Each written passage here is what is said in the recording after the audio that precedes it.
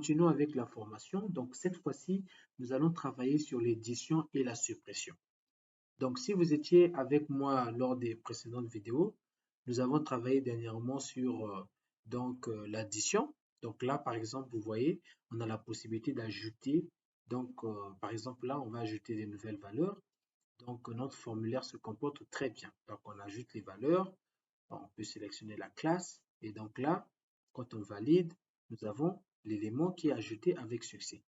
On avait aussi la possibilité donc de faire la suppression, par exemple. Donc, lorsqu'on clique, donc non, là, cette fois-ci, nous allons travailler plutôt sur la suppression, pardon, et nous allons travailler sur l'édition. Donc, l'ajout fonctionne et cette fois-ci, nous allons travailler sur la suppression et sur l'édition. Donc, pour commencer à travailler sur ces fonctionnalités, donc on va travailler sur la suppression. Il y a deux façons de supprimer avec Laravel. Nous avons soit la possibilité d'écrire du JavaScript pour intercepter l'action de l'utilisateur par rapport à la suppression et ensuite lancer une requête delete en utilisant par exemple des librairies comme Axios, comme nous avons la possibilité de bidouiller un peu comme ce que je vais vous montrer tout à l'heure. Donc, restez connectés, ne soyez surtout pas déconcentrés parce que c'est une méthode qui pourra peut-être un peu vous embrouiller. Donc, pour commencer, je vais commencer donc par créer un formulaire. Je vais créer un formulaire et dans ce formulaire-là, ce formulaire aura pour vocation tout simplement d'envoyer une requête delete, de type delete. Donc là, j'ai créé un formulaire et je vais définir la route qui va servir, donc qui va écouter cette requête-là. Donc je crée une route, éditer, supprimer, étudiant supprimer. Cette route n'existe pas encore, donc on va la créer, ok? Et donc, je mets mon CSRF, comme d'habitude, pour éviter que j'ai cette erreur de la page qui expire. Ensuite, je crée un input de type hidden. Donc, cet input, au fait, va comporter un paramètre qu'on appelle méthode et pour lequel je mettrai la valeur delete. Donc, au fait, sans ce paramètre underscore méthode, Laravel ne comprendra pas qu'il s'agit d'une requête delete. Donc, c'est ce paramètre méthode-là qui permet de dire à Laravel qu'il s'agit de la méthode delete. Donc, je vous avais dit que c'est ce paramètre-là, ce paramètre écrase le paramètre méthode par défaut du formulaire. Donc, lorsque vous voulez envoyer une requête, que ce soit put ou delete, et qu'au niveau du formulaire, vous n'avez que la possibilité de mettre post, utilisez donc un input de type hidden et mettez underscore méthode comme name et puis comme value, vous mettez ce que vous voulez entre put ou delete. Ensuite, la route étudiant supprimé va recevoir un paramètre étudiant qui ne sera rien d'autre que l'identifiant de l'étudiant que nous sommes en train de parcourir à l'intérieur de la boucle. Donc, pour chaque ligne, il va générer un formulaire et pour chaque ligne, donc, on aura une route étudiant supprimée avec le paramètre étudiant qui prend comme valeur l'identifiant. Par la suite, on va intercepter l'action du clic sur le bouton supprimer. Donc, on va l'intercepter et on va afficher à l'utilisateur une boîte de dialogue qui va lui poser la question, est-ce qu'il aimerait vraiment supprimer cet étudiant? Donc, pour afficher la boîte de dialogue qui va demander la confirmation à l'utilisateur, on utilise la fonction donc, qui est JavaScript confirme. Et à l'intérieur, on écrit donc le message que nous voulons transmettre à l'étudiant. Donc ici, en l'occurrence, voulez-vous vraiment supprimer cet étudiant? Donc, on va ajouter un peu de, on va renvoyer les éléments à la ligne et on va ajouter donc les accolades. Donc, pour fermer notre if, ok, pour ouvrir et fermer notre if. Et à l'intérieur du if, nous allons commencer par sélectionner le formulaire. Donc, on va avoir accès au formulaire et on va soumettre le formulaire. Donc, on va le faire avec du JavaScript. Donc, en faisant document, get element. Donc, on va chercher get element by ID. Donc, une fois qu'on met ça, on va mettre à l'intérieur l'identifiant de notre formulaire. Donc, notre formulaire n'a pas encore d'identifiant. Donc, on va ajouter ici un attribut ID. Et cet attribut ID sera formé dynamiquement. Retenez que l'identifiant doit être unique. Donc, nous allons combiner le mot forme tiré et nous allons le coller avec l'identifiant de l'étudiant que nous parcourons. Comme ça, on aura soit forme 1, forme 2, forme 3, forme 4, selon l'identifiant de l'étudiant. Donc, on va copier la même chose et on va venir déposer ça au niveau de getElementById. Comme ça, on va avoir les mêmes ID, donc on pourra pointer sur le bon élément. Et donc, après avoir mis cela, nous aurons par la suite à soumettre notre formulaire. Donc, en appelant sur cet élément-là, .submit. Donc, en le faisant, il va renvoyer au fait notre formulaire et c'est la requête delete qui sera interceptée au niveau de notre web.php. Donc là, si nous actualisons, nous avons une erreur parce que étudiant supprimé n'existe pas encore. Donc, il n'est pas défini. Donc, comment faire? Il nous faut donc revenir au niveau de notre web.php. OK? Et nous allons, à partir d'ici, nous allons créer notre route. Donc, c'est une route delete. On va donc pointer sur étudiant et on va mettre le paramètre étudiant. Donc, le paramètre étudiant que nous avons créé là-bas, de l'autre côté. Hein, rappelez-vous, au niveau de créer étudiant.blade.php, plutôt au niveau de étudiant.blade.php, nous avons à ce niveau de la route, au niveau de l'action, nous avons ajouté un paramètre étudiant qui prend l'identifiant de l'étudiant. Donc, tel que nous l'avons nommé ici étudiant, nous devons aussi le nommer de la même manière au niveau de notre route ici, en le mettant bien évidemment dans les accolades. Donc, en faisant comme cela, nous allons aussi compléter le nom de notre route tel que nous l'avons mis au niveau du fichier. Donc, au niveau du fichier étudiant.blade.php, nous l'avons nommé étudiant supprimé. Donc, la route au niveau du formulaire. Donc, nous allons mettre la même chose là. Et nous allons ajouter une méthode delete au niveau du contrôleur. Donc, c'est ce que nous allons faire. Donc, public, fonction, delete.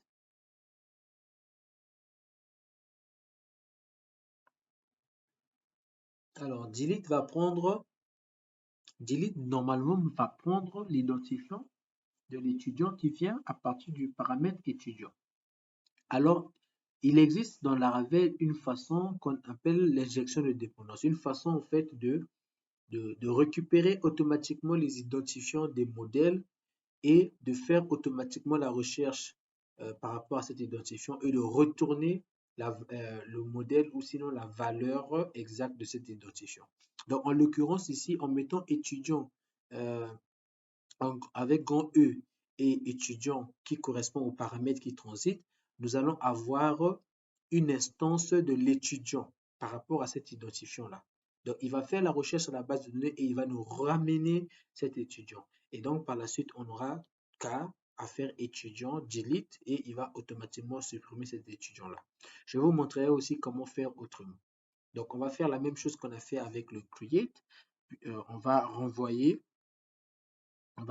au fait un message de succès ici par rapport à la suppression. Donc, on va dire étudiant supprimé avec succès.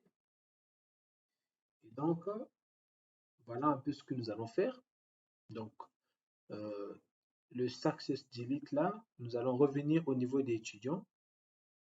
Donc, on va copier toute la partie concernant la session. Et c'est cette partie-là qu'on viendra coller ici, plus précisément juste en dessus du table. On va coller cette partie-là, ok? Et on va, voilà quoi, on va mettre un message. Donc, on va changer la partie de session as pour mettre success delete. Et c'est cette même variable-là, donc c'est de session qu'on va mettre au niveau de session get. Donc là, si j'actualise, vous voyez que nous avons supprimé. Voulez-vous vraiment supprimer? Et quand on valide sur OK, et bam, nous avons étudiant supprimé avec succès. Donc la suppression marche bien. Donc là, par exemple, Bootstrap, je vais supprimer et quand je valide, bam, Bootstrap est supprimé avec succès. Donc là, la suppression fonctionne à merveille. OK? Je vais aussi vous montrer, il y a, comme je l'ai dit, il y a une autre façon de le faire. Donc, si on ne veut pas passer par l'injection de dépendance comme on l'a fait au niveau de étudiant, comme vous le voyez ici, on peut tout simplement récupérer la variable étudiant telle que nous la recevons. Et puis, au niveau de notre contrôleur ici, donc là, la variable étudiant qui vient au niveau de la route, on peut la récupérer là sur la partie des paramètres et puis faire étudiant, deux points, find. Donc, on va rechercher au niveau de la base de données un étudiant qui correspond à cet ID, à cet identifiant, et par la suite, on peut le supprimer. Donc, ça aussi, c'est une façon de faire. OK? Voilà. Vous avez plusieurs façons de faire. Euh, si on fait la même chose, ici, on va avoir le même résultat.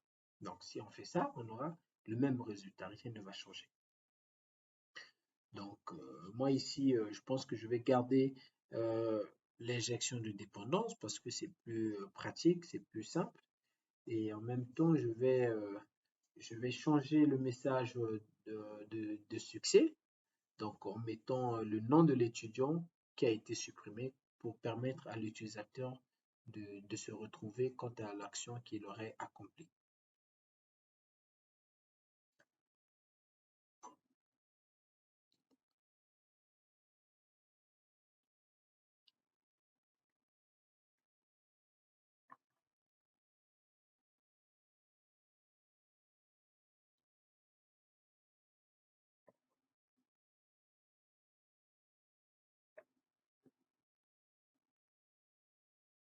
Donc voilà, ce que je vais faire, je vais créer une variable et je vais concaténer donc le nom et le prénom de l'étudiant.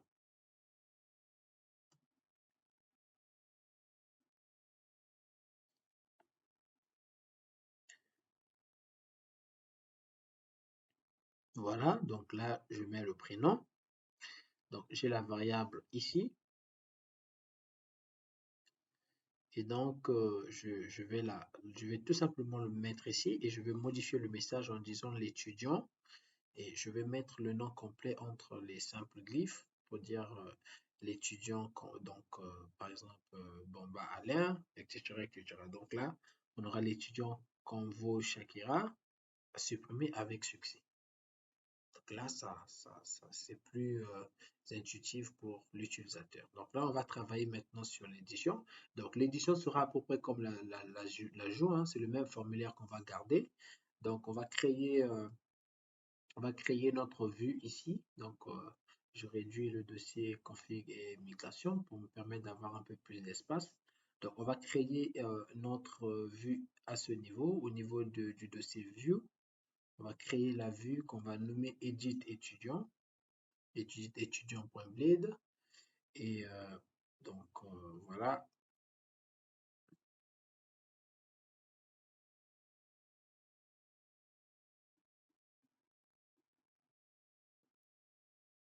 Et à ce niveau, on va copier tout ce qui se trouve au niveau de create étudiant et on va le coller là. On va le coller au niveau de edit étudiant. Donc on va modifier le titre donc de cette page, édition d'un étudiant. Ensuite, on va garder le message de succès, on va garder les erreurs et on va juste venir modifier au niveau de nos inputs. On va ajouter les valeurs. Donc, vu que c'est un formulaire d'édition, il faut qu'il y ait des valeurs pré-remplies. Donc, ici, on va supposer qu'il y aura une variable étudiant qui sera renvoyée à cette vue. Donc, on accède aux propriétés de cet étudiant. Donc, ici, on affiche le nom. Ici, on va mettre son prénom. Et ici, on va mettre par défaut, on va déjà sélectionner la classe de cet étudiant-là. Donc, pour ce faire, je vais mettre un if. If, si la classe, l'ID de la classe que nous parcourons pour former les options est égal au même ID de la classe de l'étudiant qui a été renvoyé au niveau de notre vue, eh bien, on va sélectionner l'option qui suit. Donc, on va afficher ça par défaut au niveau de notre select. Donc, c'est ce que nous allons faire. Et en faisant ainsi, il va sélectionner par défaut la valeur de la classe concernée. Donc, pour ce faire, il va falloir tout simplement venir ici, on va dupliquer l'option et on va mettre le else. Donc, le else, c'est au cas où l'identifiant n'est pas le même, ben, il continue à afficher les options. Donc, ça, c'est ce que nous allons faire.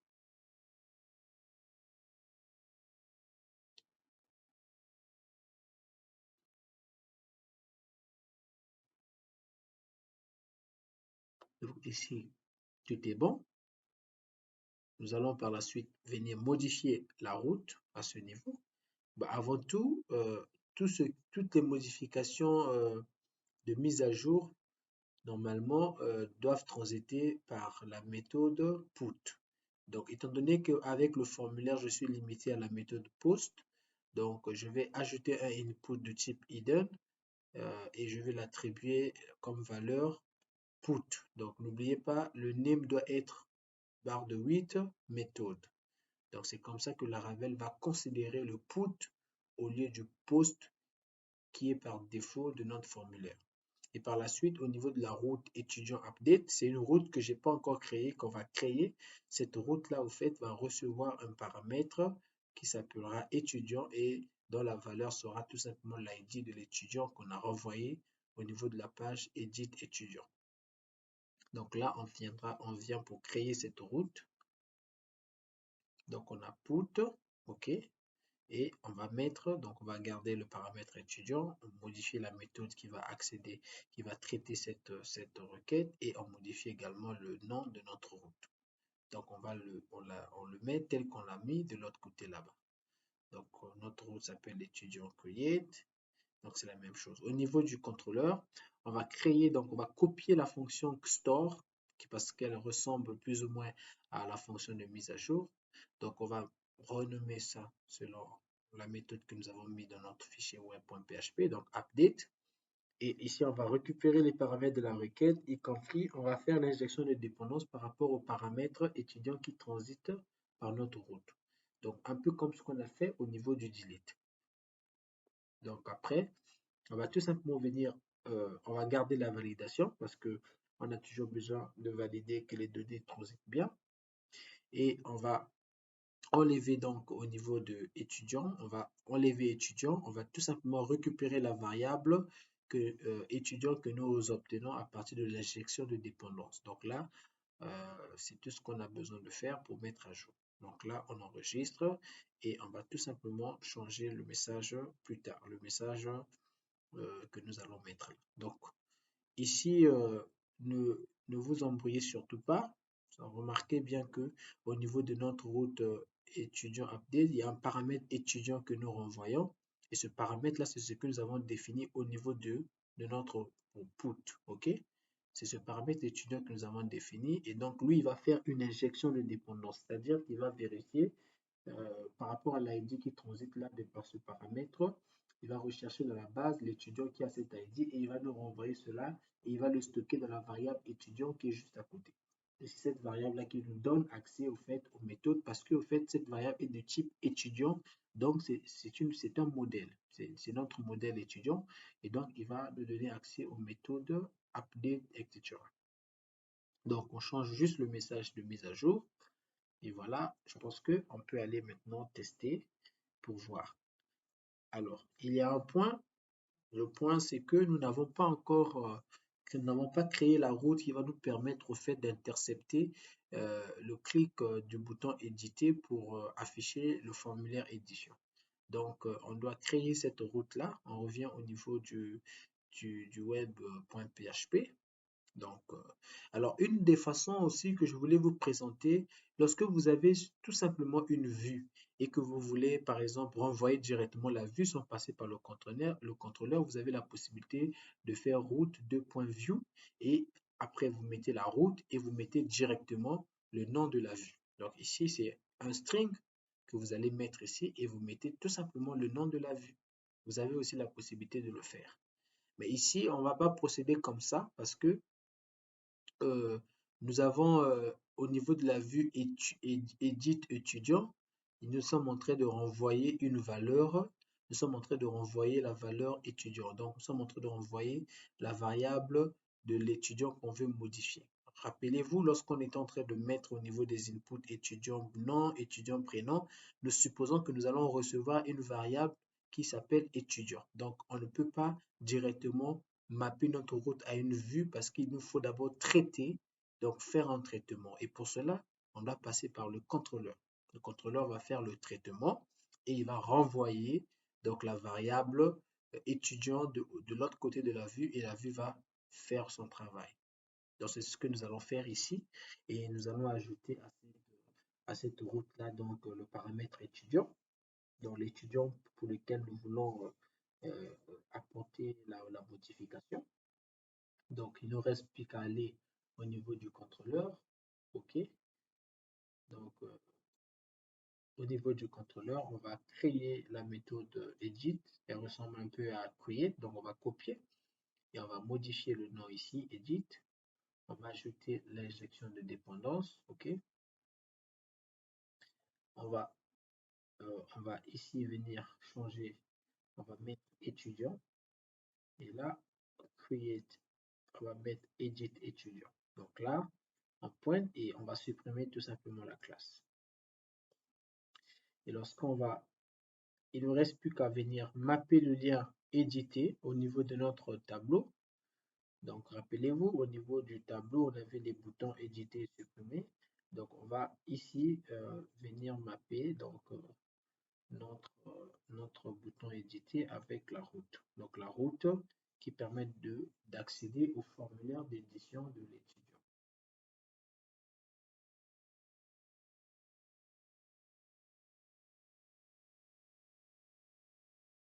Donc là, on tente d'accéder. Alors, nous avons une première erreur, c'est que étudiant edit reçoit un paramètre. Donc, nous n'avons pas spécifié le paramètre au niveau de notre route que nous avons définie au niveau du lien.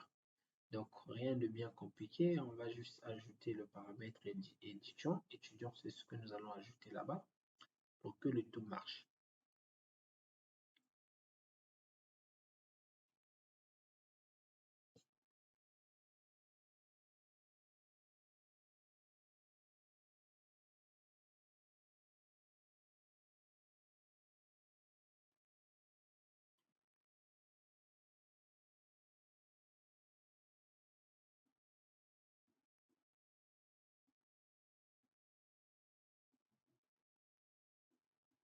Donc, une fois que le paramètre est enseigné, on va tenter donc d'accéder à nouveau. Nous avons tout est bon. Et lorsqu'on clique pour accéder au formulaire, nous avons une petite erreur qui s'affiche. Donc l'erreur ici, je crois que l'erreur concerne le if. Nous n'avons pas fermé le if, donc on n'a pas fait un end if. Donc on va revenir sur edit étudiant. On a ouvert un if et on n'a pas fait un end if à la fin. On a fait un else, il faut toujours fermer avec un end if. Donc là, on va relancer la page. Oups, nous avons toujours cette même erreur qui revient. Et je pense qu'on a mal écrit le if. Voilà. Donc, on a oublié de mettre l'arrobas avant le if. Voilà. Donc, ça, c'est un problème. On enregistre. On actualise. Nous avons une autre erreur. C'est que la variable classe n'est pas définie. Ah oui, rappelez-vous, on était en train de boucler les classes à ce niveau. On bouclait les classes pour afficher les classes au niveau des options de select. Or, pour l'édition, on n'a pas renvoyé la classe.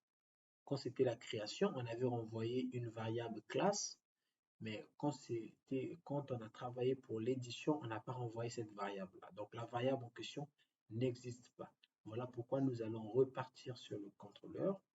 Donc on va revenir sur le contrôleur et nous allons finalement donc copier tout ce qui est là au niveau de create, donc la classe, et on va venir coller ça à ce niveau. Et on va ajouter au niveau de notre compact, donc la deuxième variable classe, pour qu'elle soit visible de l'autre côté. Donc on enregistre et on vient actualiser. Vous voyez que nous avons là le tout qui fonctionne. Donc là, si on fait enregistrer, nous avons étudiant mise à jour avec succès. Donc on peut annuler, voilà, on peut éditer, on peut ajouter. Donc nous avons tout qui fonctionne correctement. On peut supprimer. Donc les gars, nous sommes vraiment arrivés donc on va dire à la fin. J'espère que vous avez compris vraiment par rapport à tout ce que nous avons fait, comment est-ce que ça fonctionne. J'espère que vous avez su comprendre comment est-ce que j'ai procédé étape par étape pour réaliser ce CRUD. C'est vrai que cela a pris énormément de temps, mais je voulais aussi ne pas être trop rapide pour vous permettre de comprendre étape par étape. Et n'hésitez surtout pas à me faire connaître les difficultés que vous rencontrez. notamment au niveau des commentaires. Si vous avez aimé la vidéo, aimez-la, partagez, abonnez-vous massivement pour que la communauté grandisse et surtout faites-moi part de vos suggestions, des tutoriels que vous attendez de moi. Je suis disposé à vous aider et donc faites-moi part de ce que vous voulez. C'est vrai que ce que nous avons vu, c'est encore basique, mais dans l'avenir, nous allons peut-être travailler sur des projets de la veille pour vous permettre d'évoluer dans ce sens. Donc, faites-le moi savoir si cela est votre besoin. Je vous aime, prenez bien soin de vous. À la prochaine.